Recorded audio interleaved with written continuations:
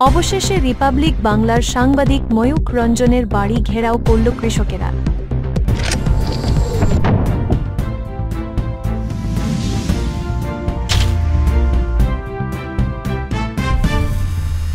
আপনারা দেখছেন AR live TV.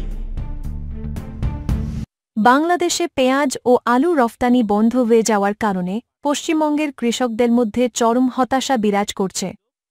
মাত্র 2.5 থেকে 3 টাকায় পেঁয়াজ বিক্রি করতে বাধ্য হচ্ছেন তারা, যা উৎপাদন খরচের তুলনায় অত্যন্ত কম।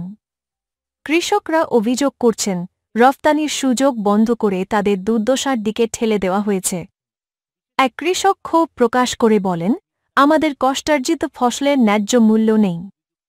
এখন এই পেঁয়াজ শুভেন্দু অধিকারী আর রিপাবলিক টেলিভিশনের ময়ূক রঞ্জনকেই কিনতে হবে।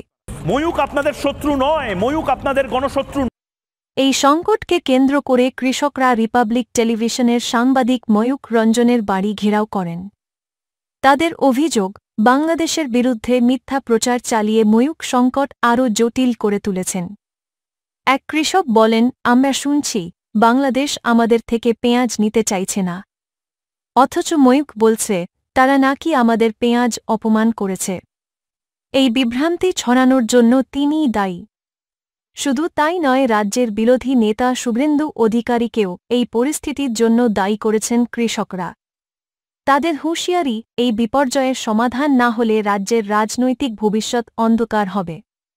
পেঁয়াজ ও আলুর দাম নিয়ে রাজ্যে উত্তেজনা তুঙ্গে। রাস্তায় ফসল ফেলে কৃষকরা তাদের ক্ষোভ প্রকাশ করছেন।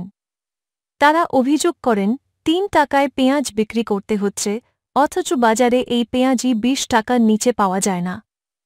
আমাদের এই কষ্ট কেউ বুঝতে চায় না। AR live TV desk report.